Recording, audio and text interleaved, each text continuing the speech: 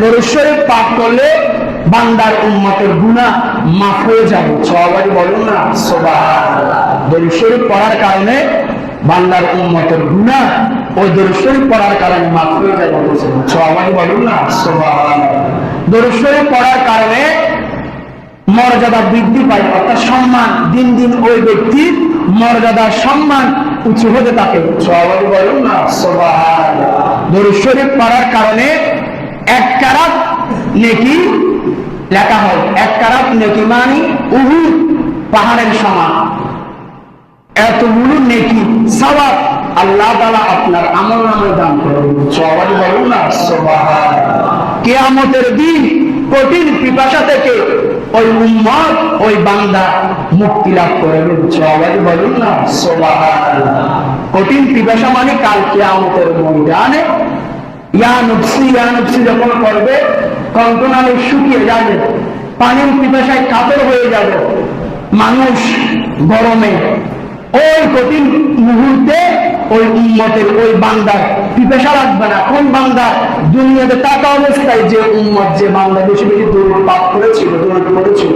সবাই বলুন না সুবহানাল্লাহ। দরুদ শরীফ পড়ার কারণে কুরসিরাত দ্রুত পার হতে পারে।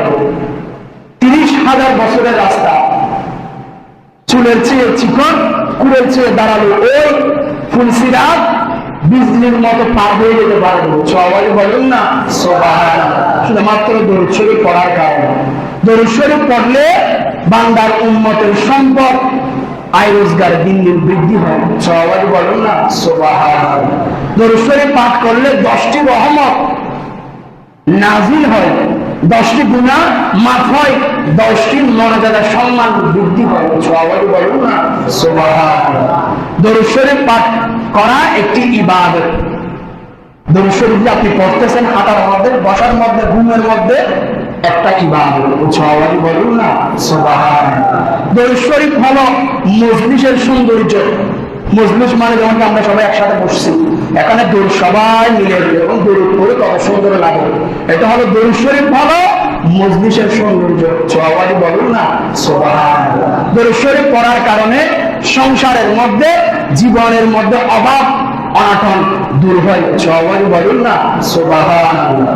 দরুদ শরীফ পড়ার কারণে দুশমনের দুশমনি থেকে, অত্যাচারী থেকে, জালেমের জুলুম থেকে মুক্তি পায়। সবাই বলুন না সুবহানাল্লাহ। অন্তর পরিষ্কার হয়। দরুদ শরীফ পড়ার কারণে উম্মতের বান্দার অন্তর পরিষ্কার হয়। অন্তর পরিষ্কার মানে কি? শয়তানের কুমন্ত্রণা।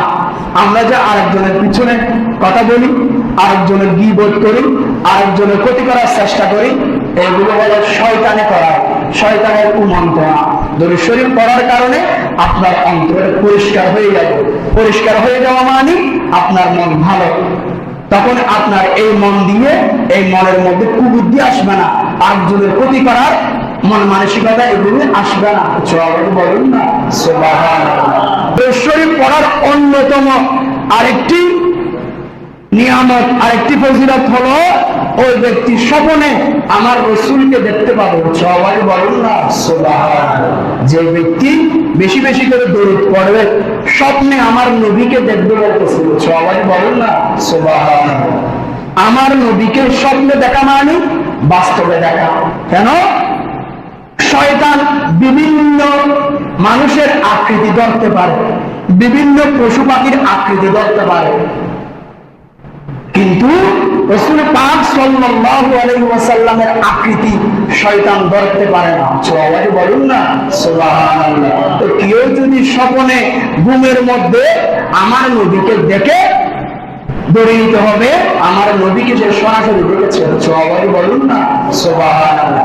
হাদিসের মধ্যে আসছে যে উম্মত যে বান্দা রাসূলকে একবার দেখেছে তার জীবনের সমস্ত গুনাহ ঝরে যাবে, সমস্ত গুনাহ মাফ হয়ে যাবে, জাহান্নাম হারাম হয়ে যাবে, জান্নাত ওয়াজিব হয়ে যাবে। সবাই বলুন না সুবহানাল্লাহ। কিসের কথা বলুন? যে ব্যক্তি যে উম্মত আমার নবীকে স্বপ্নে দেখবে তার জীবনের সমস্ত গুনাহ মাফ হয়ে যায়। সবাই বলুন না সুবহানাল্লাহ। তো যার থেকে গুনাহ থাকবে না সে তো অবশ্যই জান্নাতের মধ্যে যাবে। তো যিনি জান্নাতের মধ্যে যাবে উনি অবশ্যই তার জন্য জাহান্নাম হয়ে যাবে, হারাম হয়ে যাবে। অতএব বেশি বেশি করে দরুদ শরীফ পাঠ করে আমার রাসূলকে জীবনে একবার হলো শয়নে স্বপ্নে দেখার মহান আল্লাহ তাআলা আমাদের প্রত্যেককে সেই তৌফিক দান করুন। সকলে বলুন আমিন। সালাতুল্লাহ রাসূলুল্লাহ